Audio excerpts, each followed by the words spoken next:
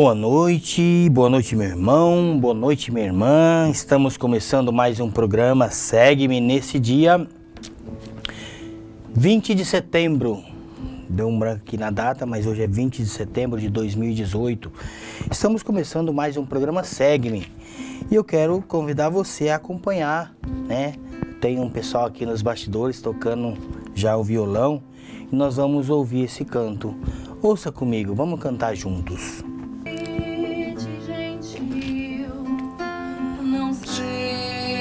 Desprezar, que importa o que foi, eu vim pra curar quem nega o perdão em nome da lei, não quer ver o mundo, irmão.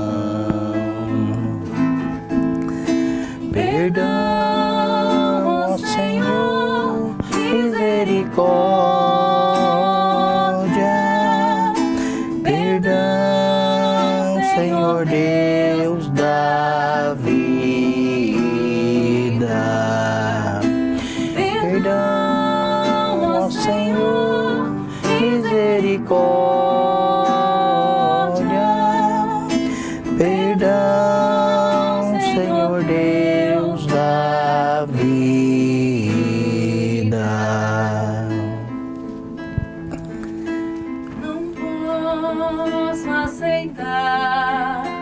O zelo fatal do fogo do céu, em troca do mal, eu vim me propor, não vim pra forjar resposta com tal furor. Perdão, ó Senhor, misericórdia, perdão, Senhor Deus da vida, perdão, ó Senhor, misericórdia, perdão, Senhor Deus da vida.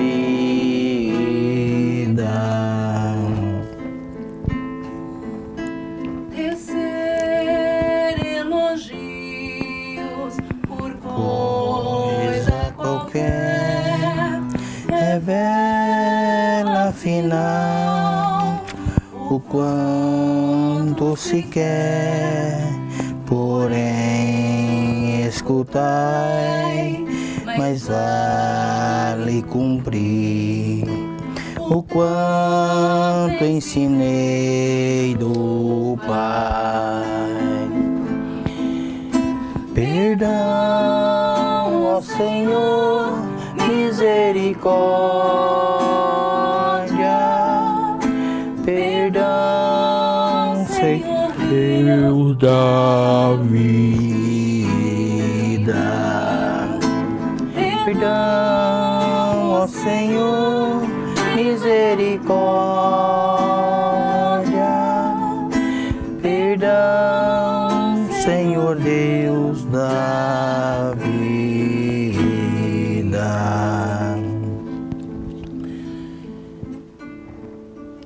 Neste canto, nós percebemos o quanto é importante cuidar uns dos outros. Somos convidados a sermos misericordiosos com nossos irmãos, porque Deus é misericórdia. Se recebemos misericórdia e somos misericordiosos, ela tem a relação, e esse canto hoje tem uma relação com o tema que nós vamos falar. Sermos misericordiosos com os nossos irmãos, porque Deus é misericórdia. E no último estrofe diz o seguinte: tecer elogios por qualquer coisa, revela afinal o quanto se quer, porém escutai, mas vale cumprir o quanto ensinei do Pai. Eu vou ler de novo para ver se nós entendemos melhor. Tecer elogios por qualquer coisa, revela, afinal, o quanto se quer, porém escutai. Mas vale cumprir o quanto ensinei do Pai. Esse último versículo, essa última estrofe, né? Ele fala o tema que nós vamos tratar hoje aqui no nosso encontro de toda quinta-feira, no nosso programa Segue-me.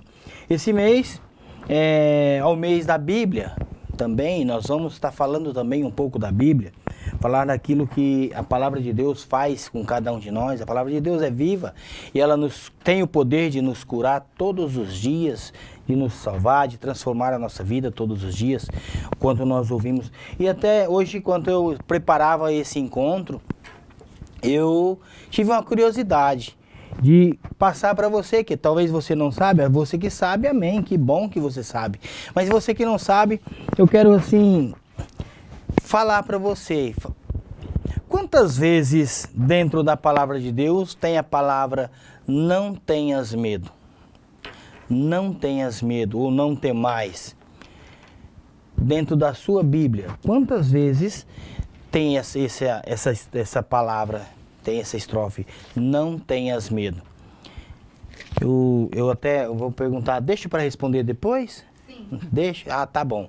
A minha diretora aqui disse que pode, se você sabe, responde pra gente. Já é uma pergunta, né, para nossa distribuição da Bíblia no final do mês.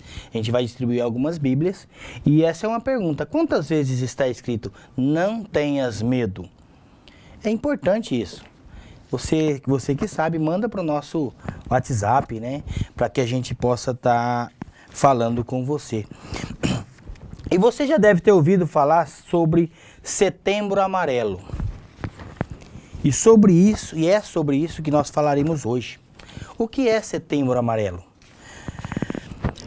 Quando nós pedimos para você nos enviar um versículo bíblico e, consequentemente, para o irmão que você mandou, com certeza você mandou para alguém, nesse mês da Bíblia, mandou um versículo bíblico para essa pessoa e mandou para a gente também. Né? É porque você estava precisando de uma palavra de conforto, você estava precisando de que a palavra de Deus mexesse com a sua vida, com o seu coração, mexesse com o seu dia. E essa palavra, ela é viva, como eu disse no começo, ela fala ao nosso coração, ela nos transforma, ela muda a nossa vida todo dia que nós lemos a palavra de Deus. Né?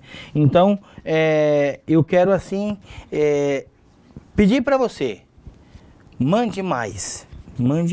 E nós vamos falar hoje com a Evelyn, vai falar com a gente sobre Setembro Amarelo, e nós também entrevistamos a psicóloga Liliane Fraga.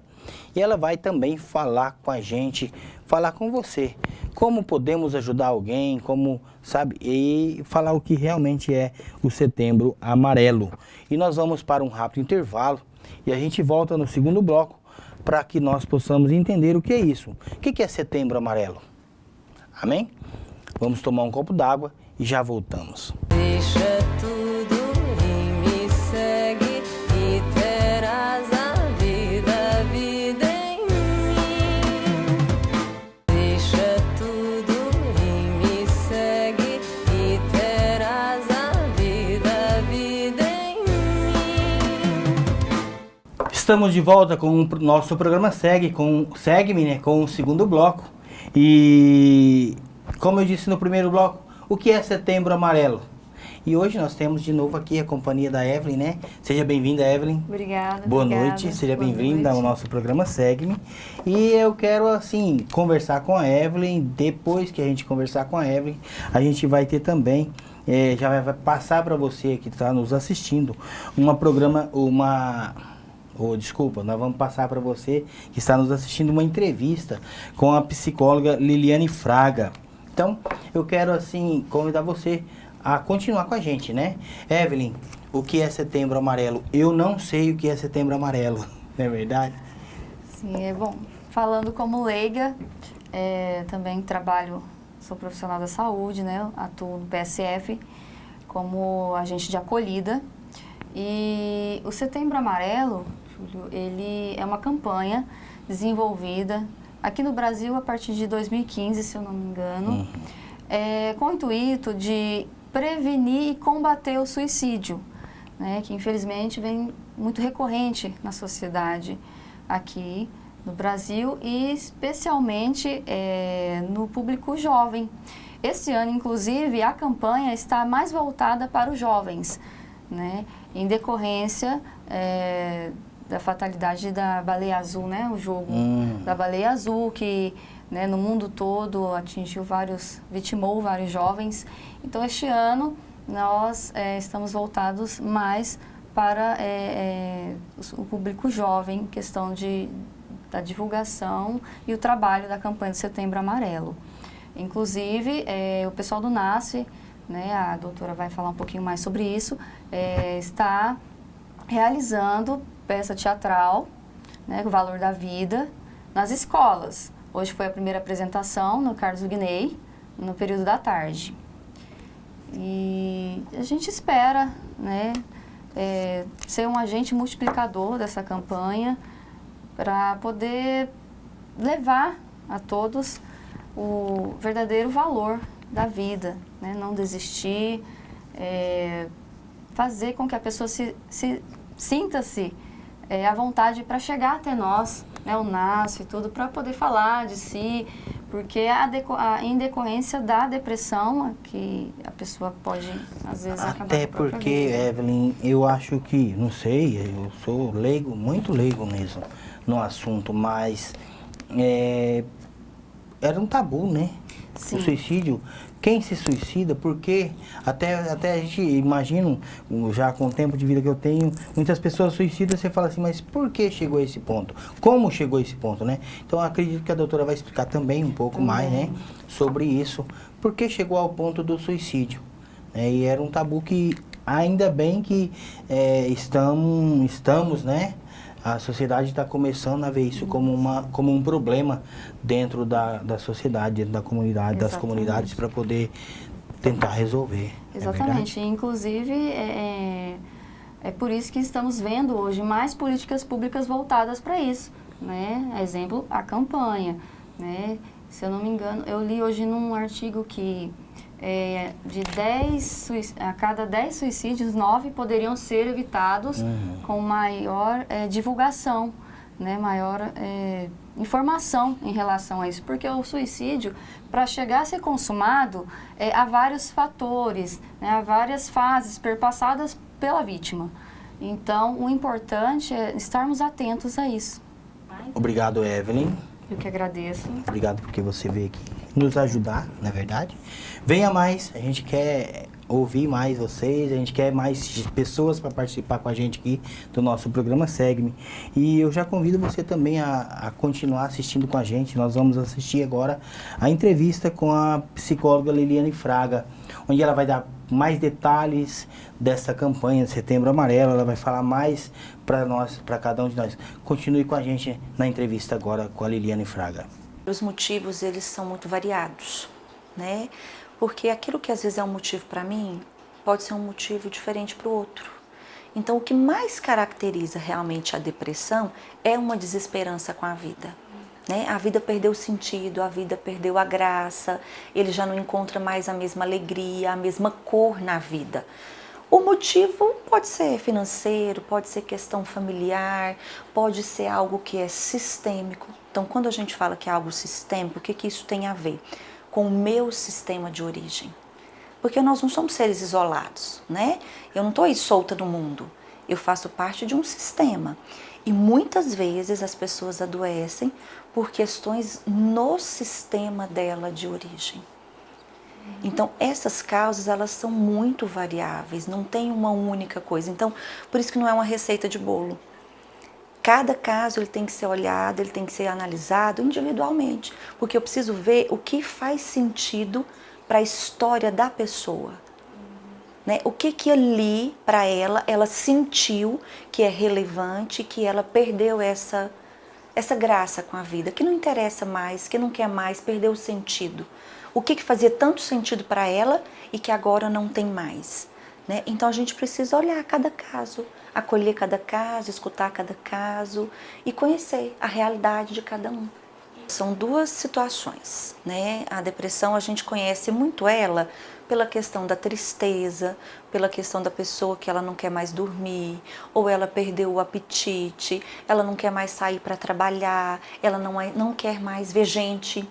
Então ela se afasta das pessoas, ela se isola das pessoas e ela quer viver só ali naquele mundinho, onde ela não quer mais saber das relações sociais dela. Mas tem outros sintomas que a pessoa fica extremamente irritada, que ela não tem mais paciência, o estupim dela está muito curto, ela tem insônia, né? Ao invés dela dormir demais, ela tem insônia, ela não dorme, ela está pilhada. Então, precisamos ver dentro de cada um como que a doença se manifesta, analisando a fala da pessoa que está junto da gente. Porque a pessoa que ela está nesse processo da ideação suicida que a gente fala, porque isso começa pelo pensamento, né? A pessoa que ela, por exemplo, pensa em suicidar, ela já não chega e suicida. Primeiro aqueles pensamentos começam a rondar a cabeça e começa a vir, mas se eu morresse ia ser a melhor opção, mas se eu não tivesse aqui isso nada teria acontecido, ou se eu morresse isso aqui resolveria. Então começa com o quê?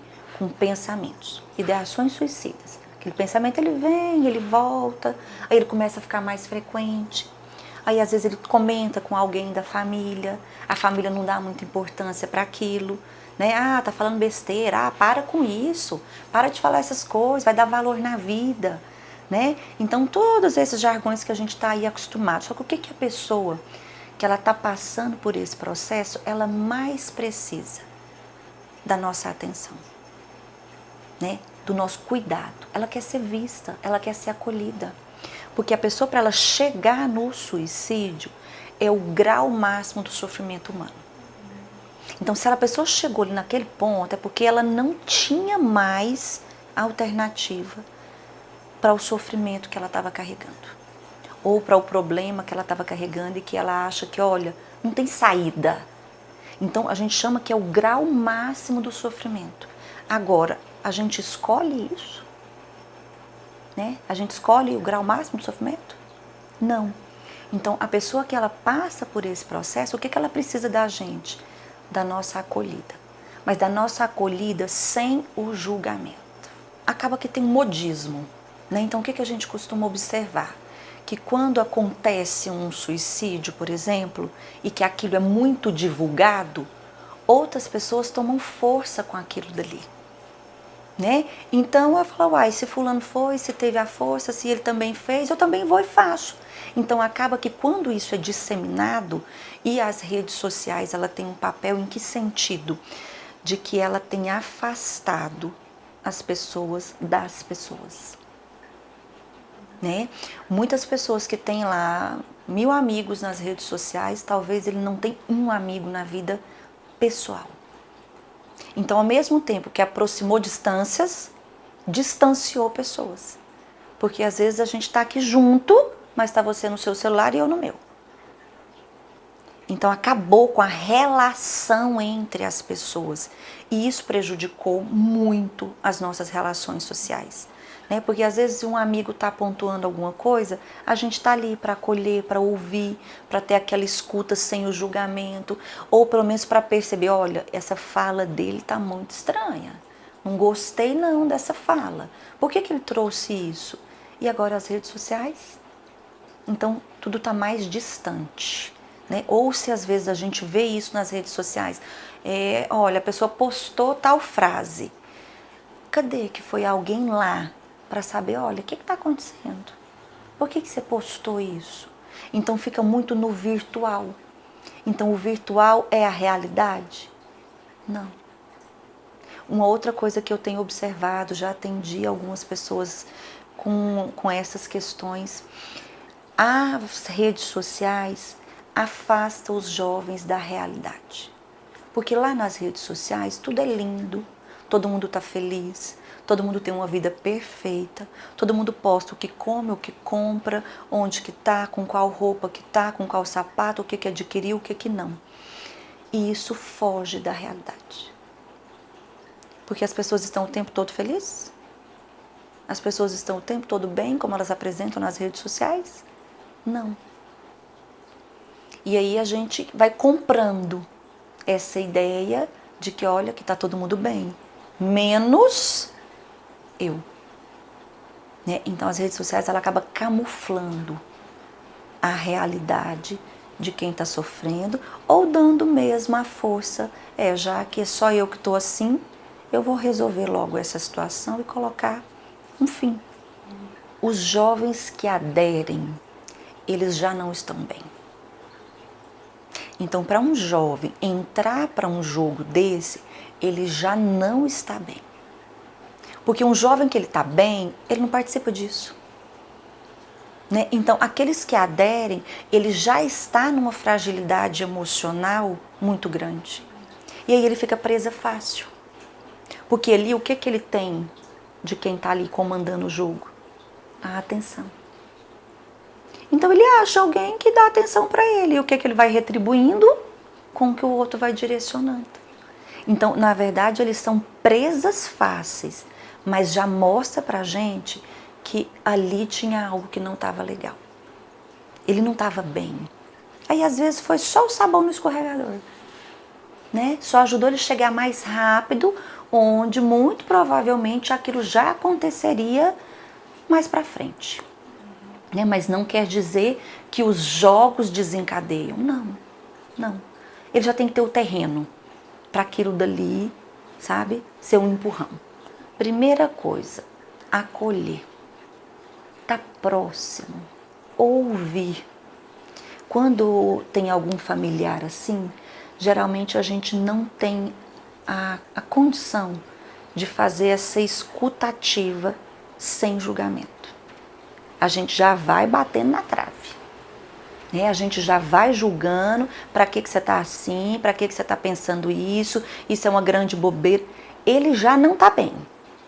Ele já sabe o que está por detrás daquilo. E o que ele recebe em contrapartida? Nenhum apoio. Isso é apoio? Não. Então, como que os familiares podem apoiar? Escutando, dando voz à dor do outro, ao sofrimento do outro. Isso é fácil? Não. Porque às vezes a gente não suporta ver a dor do outro. Muitas vezes a gente não dá conta de lidar com a dor do outro. Porque aí chega em onde? Em nós. O que eu vou fazer com aquela dor? Então a dificuldade dos familiares, geralmente ela se esbarra aí. Por não dar conta de lidar com a dor do outro. Né? Mas quando a gente consegue ultrapassar isso e enxergar a dor do outro, e que aquilo não é uma bobeira, que aquilo ali não é falta de Deus, que aquilo ali não é falta de uma religião e que nem é falta do que fazer, aí a gente abre espaço para ajuda. Mas o mais importante, o outro também precisa querer ser ajudado. Porque às vezes a gente quer livrar o outro do destino que é dele e aí a gente não vai conseguir. Né? Então o outro precisa querer ser ajudado. Então tem algumas leis, o Bert Hellinger ele ainda coloca sobre as leis da ajuda. E na primeira lei que ele fala da ajuda é essa. O ajudado precisa solicitar. Né? Então o ajudado ele tem que querer. Ele tem que fazer a parte dele também. Mas às vezes ele não faz porque ele já não dá conta mais. Mas um dado interessante. E tem isso muito comum. A pessoa ela não suicida quando ela está lá no fundo do poço. Quando ela está extremamente deprimida. Por quê? Porque quando ela está nesse estágio, ela não tem nem energia para isso. Porque para ele suicidar, ele tem que planejar. Ele calcula a morte dele. Então, ele planeja, ele vai atrás de organizar a vida dele. Muitas vezes ele deixa todas as contas dele pagas, organizadas. Ele escreve geralmente uma carta, pontuando o que está acontecendo, pedindo desculpa aos familiares pelo que estava fazendo, deixando tudo delegado, organizado. Então, para a pessoa fazer isso, ela tem que ter um tanto de energia que ela dê conta de fazer isso. Se ela está num processo depressivo profundo, ela não suicida, porque ela não tem energia para isso. Então, quando que ela vai suicidar? Quando ela der uma melhorada. Quando ela saiu lá daquele fundo do poço, mas que ela não resolveu o problema dela, aí ela consegue pensar. ela consegue estruturar, porque se ela vai se matar, por exemplo, enforcada, ela tem que saber o lugar que ela vai se matar, ela tem que comprar a corda, ou ela tem que procurar essa corda que tenha dentro de casa. Ele tem que ver qual a altura que ele vai amarrar aquela corda para dar certo. Então, uma pessoa que ela está totalmente no fundo do poço, ela dá conta de fazer isso? Não. Então, assim, a gente precisa estar muito atenta, porque às vezes os familiares falam assim, nossa, agora ele deu uma melhorada. Cuidado com essa melhora, porque é justamente nessa melhora que ele pode fazer, né? E geralmente a pessoa que suicida, ela avisa antes, ela vem dando sinais, ela vai te mostrando que, olha, que ela não está bem, que ela precisa de ajuda, porque ela não chega e pá, suicida, não. Né? Geralmente, na maioria das vezes, a regra geral é ela ter esse preparo. Ela organiza a morte dela, né? Então ela precisa de tempo. Mas para ela chegar nesse ponto, ela já pediu muito socorro antes. E não foi possível, né? Ou não entenderam o pedido de socorro. Ah, não, quem fica falando não faz, né? Quem fala faz. Uma hora ele faz. Primeiro ele está falando assim, olha gente, olha para mim, me ajuda. Eu estou precisando de ajuda, me socorre. Então, que é os sinais que ele vai dando. E aí a gente não vai entendendo, às vezes, aqueles sinais, ou não vai levando aquilo ali em consideração. Ah, não, isso vai passar. E aí, na hora que ele fala, realmente, eu já fiz de tudo e não foi possível, a alternativa é eu colocar fim mesmo na minha vida. Mas ele coloca fim acreditando que aquilo ali vai solucionar os problemas que ele está enfrentando. Porque, na verdade, ele não quer morrer. A pessoa que suicida, ela não quer necessariamente morrer, acabar com a vida. Ela quer livrar do problema que ela está enfrentando. Ou da dor que ela está sentindo. Ela quer resolver aquilo ali. Só que como ela não vê alternativas, o que vem como alternativa? A morte. Vamos para um rápido intervalo e voltamos já. Deixa tudo e me segue e terás a vida em mim. Deixa tudo e me segue e terás a vida em mim. Estamos na última parte do nosso programa Segue-me e eu não posso deixar de convidar você a participar da programação da nossa paróquia, né? Visitar a nossa casa, a Casa de Deus, visitar a paróquia Santa Rita dos Impossíveis, visitar as suas capelas, buscar o Senhor enquanto pode na nossa igreja. Antes, nós vamos responder aquela pergunta que eu fiz no bloco anterior, né? Para você ir pensando. Quantas vezes aparece a expressão não tenhas medo ou não temais dentro da palavra de Deus? A resposta é 366 vezes. Significa que todos os dias durante o ano, vamos supor, do dia 1º de janeiro a dia 31 de dezembro, tenha dentro da palavra de Deus uma expressão, não tenhas medo. Para você que está aí nos assistindo, a hora que você achar lá é porque é Deus quem fala para você e todos os dias Ele fala para você, não tenhas medo, coragem, é preciso ter coragem.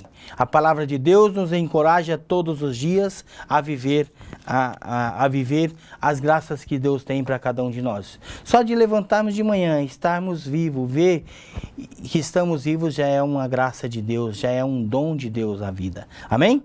Então, quantas vezes aparece não tenhas medo ou não temais? 366 vezes dentro da palavra de Deus.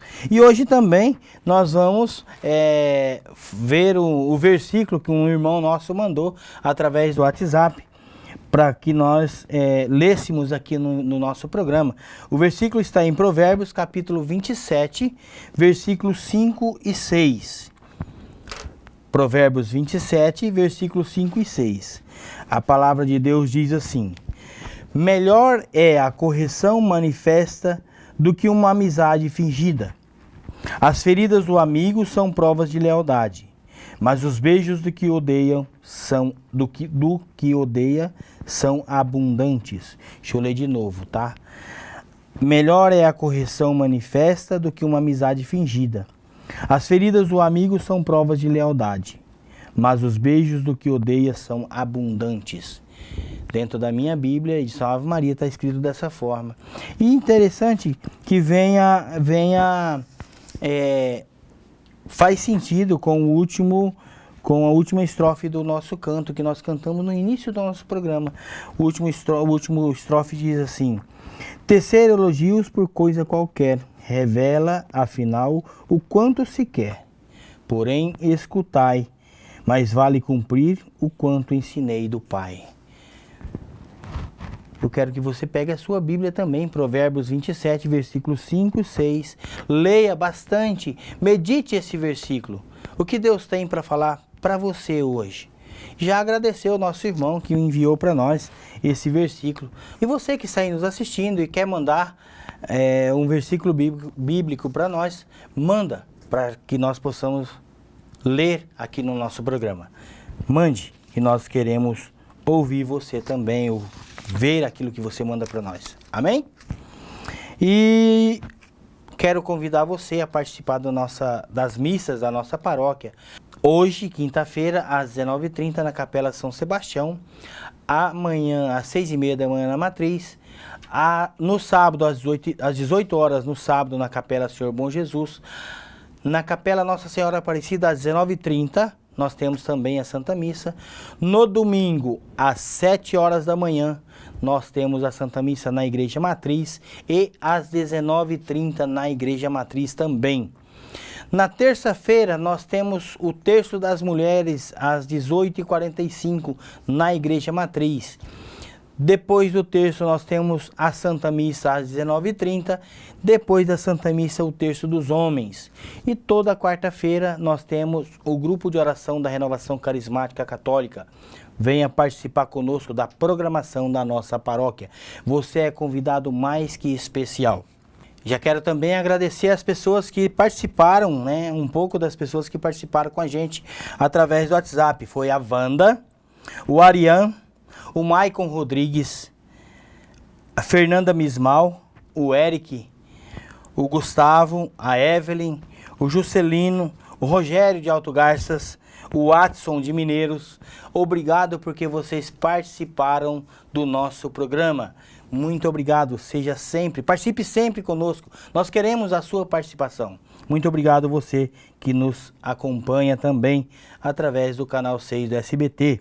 E não se esqueça de acompanhar, de segunda a sexta, às 11h45, o programa Diário Espiritual com o Padre Humberto, aqui também no canal 6 do SBT. E toda quinta-feira, nós estamos aqui nesse mesmo horário, às 18h15, com o programa Segue-me. Seja sempre bem-vindo, assista o nosso programa. Quero deixar para você uma boa noite, que Nossa Senhora interceda por você e por sua família. Boa noite.